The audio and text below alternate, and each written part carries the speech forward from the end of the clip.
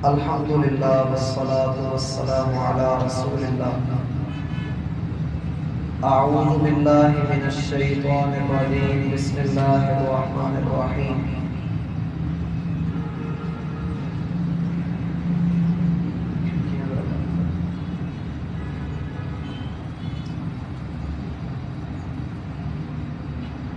احباب گرامی قدر، کچھ گناہ ایسے ہوتے ہیں جن کے متعلق انسان سوچتا نہیں ہے، فکر نہیں کرتا ہے، لیکن وہ اس کے اعمال کو اتنا خراب کر دیتے ہیں، اتنا تباہ کر دیتے ہیں کہ جس دن انسان اپنے نیک اعمال کی طرف دیکھنا چاہے گا تو اسے کچھ بھی نظر نہ آئے گا۔ ان گناہوں میں بنیادی طور پہ جس گناہ کا اللہ کے رسول صلی اللہ علیہ وسلم نے ذکر کیا ہے وہ گناہ ہے ریاکاری کا گناہ، دکھلاوا، لوگوں کو دکھانے کے لیے کوئی بھی نیک کام کرنا۔ اور یہ ایسا بدترین گناہ ہے کہ رسول اللہ صلی اللہ علیہ وسلم فرماتے ہیں کہ جس چیز کا مجھے تم پر سب سے زیادہ ڈر ہے کہ تم اس میں ملوث ہو جاؤ گے، تم اس میں اپنے آپ کو لتھیڑ دو گے، وہ ریاکاری ہے۔ جس چیز کا مجھے زیادہ ڈر لگتا ہے وہ یہی ایک چیز ہے۔ یہ امت باقی تمام امتوں سے بڑھ کر فضیلت والی ہے، اس بات میں کوئی شک نہیں، لا ریب بات ہے، روز روشن کی طرح واضح بات ہے کہ اس امت نے سب سے پہلے جنت کے اندر جانا ہے۔ لیکن اسی امت کے ساتھ ہی یہ معاملہ ہوگا کہ اس امت کے وہ لوگ جو اللہ رب العالمین کے لیے ساری زندگی نیکیاں کرتے رہے اور نیکیوں میں اعلیٰ ترین نیکیاں کرتے رہے، چوٹی کے کام کرتے رہے، سب سے پہلے جہنم میں بھی ان کو ہی پھینکا جائے گا۔ صرف اس وجہ سے پیچھے یہ ایک ریاکاری کا کام ہوگا، ایک ریاکاری جیسا گناہ ہوگا جس کی بنا پر بندے اپنے بڑے بڑے نیک اعمال سے ہاتھ دھو بیٹھے۔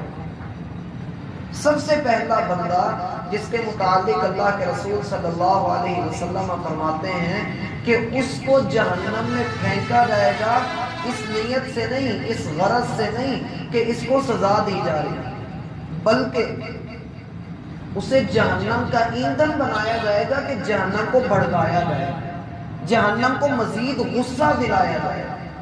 اتنا بدترین کام، اتنا برا گناہ، اتنا قبیح عمل کہ جہنم کو بھڑکایا جا رہا ہے، وہ اس امت کا وہ شخص ہوگا کہ جس نے اپنی جان ہتھیلی پر رکھ کر دشمنوں سے مقابلہ کیا، سینے پر گولیاں کھائیں، شہادت کا رتبہ حاصل کیا اور مر گیا، جسے ہم شہید کہتے ہیں۔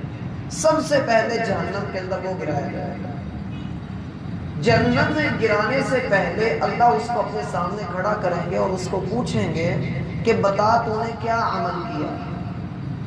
وہ اللہ رب العالمین سے کہے گا، اے اللہ، تو نے مجھے جتنے سانس عطا کیے تھے سارے اس فکر میں اور اس جد و جہد میں لگا دیے کہ کسی طریقے پوری دنیا سے کفر کا نام و نشان مٹ جائے، اسلام کا نام آ جائے، اسلام کا کلمہ بلند ہو جائے، اللہ اکبر کی صدا آنا شروع ہو جائے۔ اے اللہ، یہ ایک جان تھی جو تیرے راستے میں قربان کر دی، ہزاروں جانیں بھی ہوتی تو میں قربان کر دیتا۔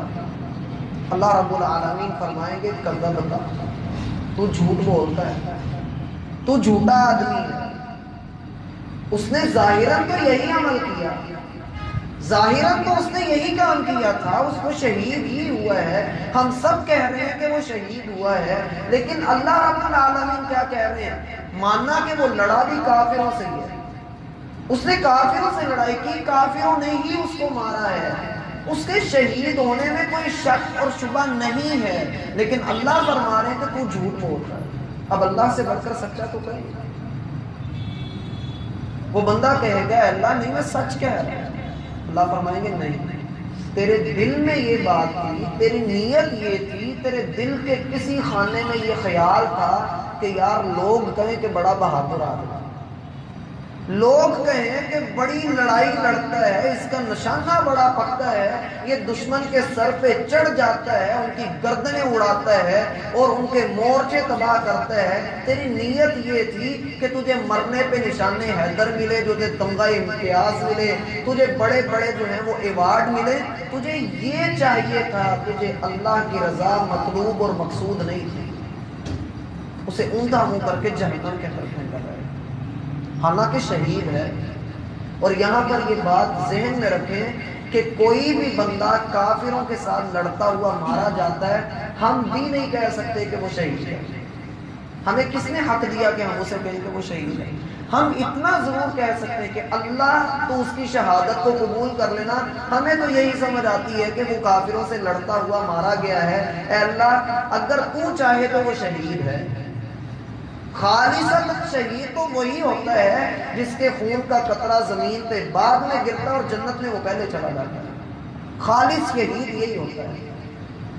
دوسرا آدمی یہ وہ شخص ہے جو اپنے وقت کا عالم ہے، دن رات لوگوں کو دین سکھاتا ہے اور دین سیکھتا ہے۔ شریعت میں میرا بھائی جب عالم کا لفظ استعمال ہوتا ہے نا تو اس سے مراد امام یا خطیب نہیں ہوتا۔ شریعت میں یہ بات میری غور سے سنیے گا، شریعت میں جب کبھی قرآن و سنت میں عالم کا لفظ استعمال ہو تو اس سے مراد صرف امام یا خطیب نہیں ہوتا، اس سے مراد ہر وہ بندہ ہوتا ہے جو اللہ کو پہچانتا ہے۔ عالم سے مراد قرآن و سنت میں ہر وہ بندہ ہوتا ہے جو اللہ کی پہچان رکھتا ہے۔ آپ سب کو پتہ ہے کہ اللہ رازق ہے، آپ سب کو پتہ ہے کہ اللہ رحمان ہے، آپ کے علم میں ہے کہ اللہ رحیم ہے۔ گویا آپ اللہ کی صفات سے اللہ کو جانتے ہیں، اللہ کو پہچانتے ہیں، آپ کو پورا علم ہے، تو گویا آپ بھی عالم ہیں، مجھے پتہ ہے تو میں بھی عالم ہوں۔ یہ عالم جو دین جاننے والا ہے، دین سیکھنے والا ہے، دین سکھانے والا ہے، یہ شخص اللہ کے سامنے کھڑا کیا جائے گا۔ اللہ اس سے پوچھیں گے بتا تو نے کیا کیا؟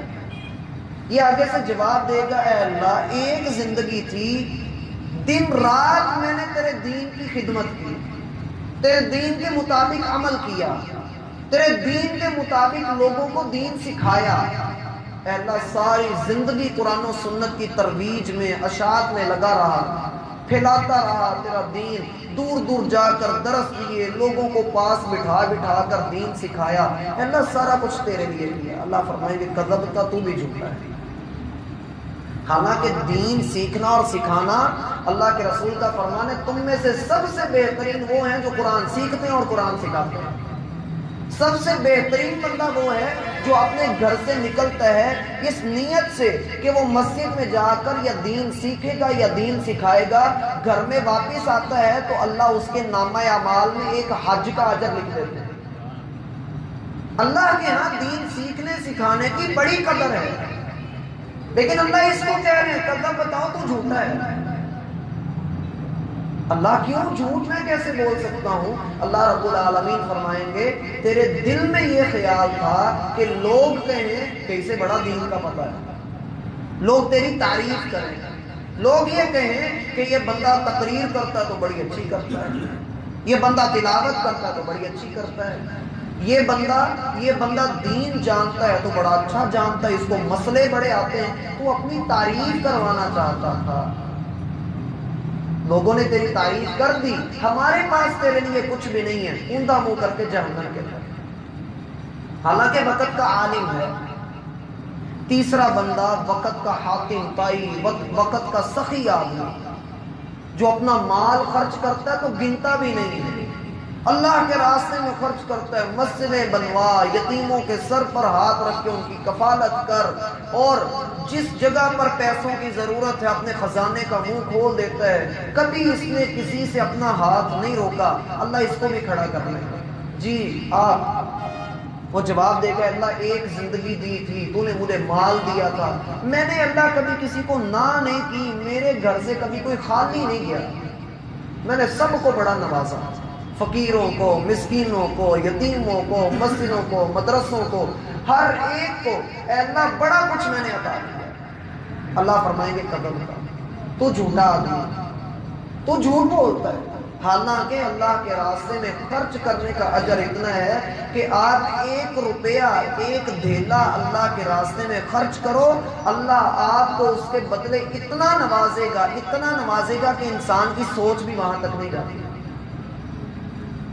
لیکن اسے اللہ رب العالمین فرمائیں گے تو جھوٹا ہے، اس لیے کہ تو نے یہ نیت کی تھی، تیرے دل میں یہ خیال تھا کہ لوگ کہیں کہ یہ بندہ بڑا دیالو ہے، بڑا خرچیلا ہے، بڑا خرچ کرتا ہے، اور اللہ کے راستے میں اس نے اپنے خزانے کا منہ کھول کے رکھا ہے، لوگوں نے تیری تعریف کر دی، چل جا تو اندھا منہ جہنم کے اندر گرا دیتا ہے۔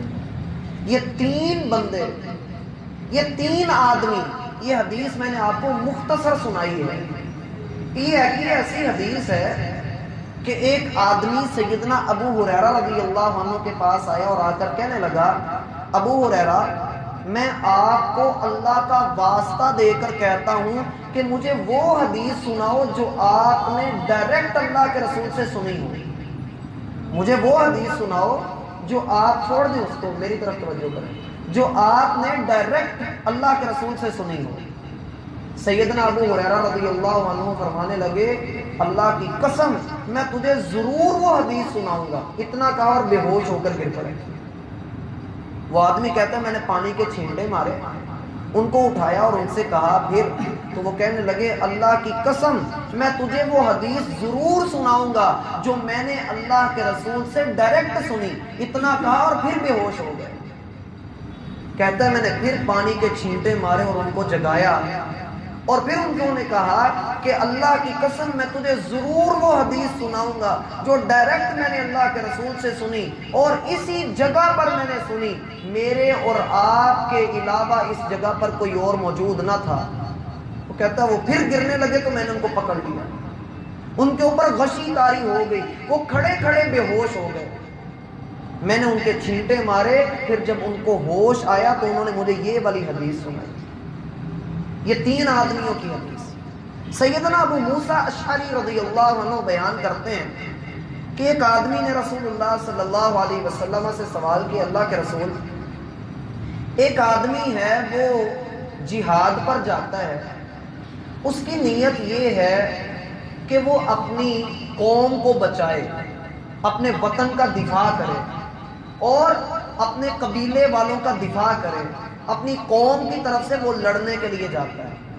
اے اللہ کے رسول، دوسرا آدمی ہے وہ بھی جہاد پر جاتا ہے، لیکن اس کی نیت یہ ہے کہ وہ اپنی بہادری کے جوہر دکھائے، نہ وہ قوم کے لیے لڑنے جا رہا ہے، نہ وہ اپنے قبیلے کا دفاع کرنے کے لیے جا رہا ہے، بس وہ اس لیے جا رہا ہے کہ وہ اپنی بہادری لوگوں کو دکھائے، لوگ اس کو بہادر کہیں۔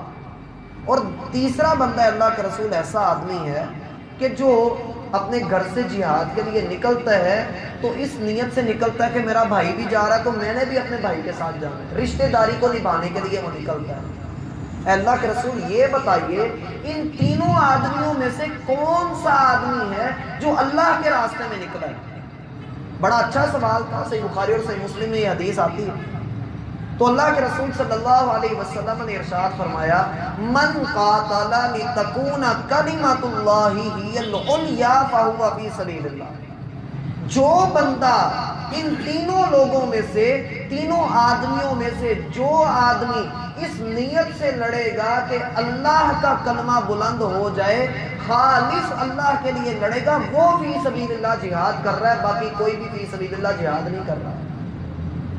اب اس حدیث کی سمجھ تو کسی حد تک آپ لوگوں کو آ گئی ہوگی، لیکن ایک سوال ہمارا معاشرہ اٹھاتا ہے کہ نہیں ہماری فوج تو پھر ملک کی حفاظت ہی کر رہی ہے، وہ تو فی سبیل اللہ نہیں لڑ رہی، وہ تو ملک کی حفاظت کے لیے لڑ رہے ہیں، جس کے بارے میں اللہ کے رسول سے پوچھا گیا، اللہ کے رسول، ایک بندہ اپنے وطن کے دفاع کے لیے، اپنے قبیلے اور اپنی قوم کی حفاظت کے لیے لڑتا ہے، تو اللہ کے رسول نے کہا وہ فی سبیل اللہ نہیں ہے، تو گویا ہماری فوج بھی فی سبیل اللہ نہیں لڑ رہی۔ یہ ہمارے ذہنوں میں ایک سوال آ جاتا ہے۔ حالانکہ میرا بھائی بات کچھ یوں ہے کہ اللہ کے رسول صلی اللہ علیہ وسلم نے جو بات بیان فرمائی ہے اس کو دوسری حدیث کے ساتھ سمجھیے۔ ایک آدمی، ایک مسلمان اپنے گھر میں رہتا ہے، اس کے گھر میں چور گھس آتے ہیں، اب یہ بندہ مجھ سے آ کر پوچھے کہ بتاؤ کہ میں اس چور سے لڑائی کروں یا نہ کروں، تو میں یہ کہوں گا کہ یار جتنی تمہاری ہمت ہے اس سے لڑو، اپنا مال بچاؤ اس سے۔ اللہ کے رسول کے پاس ایک شخص آیا، اس نے آ کر کہا اللہ کے رسول میرے گھر میں چور آ جائیں اور میرا مال مجھ سے مانگے، اے اللہ کے رسول میں کیا کروں؟ آپ نے فرمایا اس سے لڑو، اس چور سے لڑائی کرو۔ اے اللہ کے رسول اگر میں نے لڑائی میں اس کو قتل کر دیا، لڑائی میں وہ مجھ سے قتل ہو گیا، بے شک وہ مسلمان ہے لیکن چور بن کے آیا، اگر وہ قتل ہو گیا، آپ نے فرمایا ہوا فی النار، جہنم کے اندر جائے گا۔ اور اللہ کے رسول اگر لڑائی میں اس نے مجھے گولی مار دی، میں قتل ہو گیا، پھر آپ نے فرمایا تو جنت میں، تو جنت میں۔ وجہ کیا ہے؟ تو اپنا دفاع کرنے کے لیے لڑ رہا ہے۔ اب کسی کو خود ہی تو اپنا مال بندہ اٹھا کے نہیں نہ دے دیتا کہ یار یہ لے میری جان چھوڑ دے۔ اللہ کے رسول نے حکم بھی دیا کہ آپ اس سے لڑائی کرو، اس سے لڑو، اپنا مال بلا وجہ اس کے حوالے نہ کرو۔ تو میرا بھائی جو اغیار، جو دشمن ہمیں توڑنے کے لیے، ہمیں تباہ کرنے کے لیے بیٹھے ہیں، ہمارے اسلام کی حفاظت کے لیے ہماری فوج اگر بارڈر پر کھڑی ہے تو وہ در حقیقت اسلام کے لیے کھڑی ہے، اپنے خطے کی حفاظت کرنے کے لیے۔ اپنے خطے کی اگر وہ حفاظت کر رہے ہیں تو اس نیت کے ساتھ کر رہے ہیں کہ اسلام کا یہ خطہ یہ قائم رہے۔ اگر وہ اس چیز کو چھوڑ دیں تو پھر تو سارا دشمن اس کے اوپر ٹوٹ پڑے۔ اللہ کے رسول نے مدینہ کی حفاظت کے لیے بھی فوج مقرر کی ہوئی تھی، لوگ وہاں پر ڈیوٹیاں دیتے تھے، بارڈر بنا ہوا تھا، لوگ وہاں پر جا جا کر ڈیوٹیاں دیا کرتے تھے۔ تو بات یہ ہے، ایک تو یہ بات سمجھ لیں کہ جو بندہ اللہ رب العالمین کے راستے میں اس نیت سے لڑتا ہے کہ وہ اپنے دین کا دفاع کرے گا، اللہ کے راستے میں وہ اس نیت سے لڑتا ہے کہ وہ اپنے دین کا دفاع کرے گا، تو وہ بندہ بھی فی سبیل اللہ یہ لڑائی لڑ رہا ہے۔ ظاہر سی بات ہے کہ آج اگر ہندو حملہ کر دیں، اللہ معاف فرمائے، اللہ ہمیں محفوظ فرمائے، اگر وہ حملہ کر دیں تو ان کی زیادہ کوشش یہی ہوگی کہ ان کو مسلمانوں کو پکڑ کے یا قتل کرو یا ان کو جو ہے وہ ہندوازم قبول کرواؤ۔ اب میں اپنے دین کو بچانے کے لیے کسی کافر سے لڑائی کرتا ہوں اور مارا جاتا ہوں تو میں شہید ہوں اگر اللہ نے چاہا تو۔ بات کی سمجھ آئی؟ دوسری بات جو یہاں پر سمجھانی ہے، ہمارے یہاں ایک نعرہ لگتا ہے کہ وطن کی محبت ایمان کا حصہ ہے، یہ آپ نے اکثر سنا ہوگا، وطن کی محبت ایمان کا حصہ ہے، اور اسے کہا جاتا ہے کہ یہ حدیث رسول ہے۔ میرا بھائی یہ حدیث رسول نہیں ہے، یہ جھوٹی بات ہے، کسی نے گھر بیٹھ کر بنائی ہے، یہ حدیث نہیں ہے۔ وطن کی محبت ایمان کا کوئی حصہ نہیں ہے، وطن کی محبت ایمان کا حصہ نہیں ہے، یہ جھوٹی بات ہے جو اللہ کے رسول کی طرف منسوب کی گئی ہے۔ مصر کے لوگوں نے بیٹھ کر خود اعتراف کیا کہ ہمارے گھر سے یہ حدیث نکلی، ہم نے خود یہ حدیث بنائی، اللہ کے رسول کی طرف منسوب کی، ورنہ یہ اللہ کے رسول کا فرمان نہیں۔ اللہ رب العالمین مجھے اور آپ کو سمجھنے کی توفیق دے، وما توفیق الا باللہ۔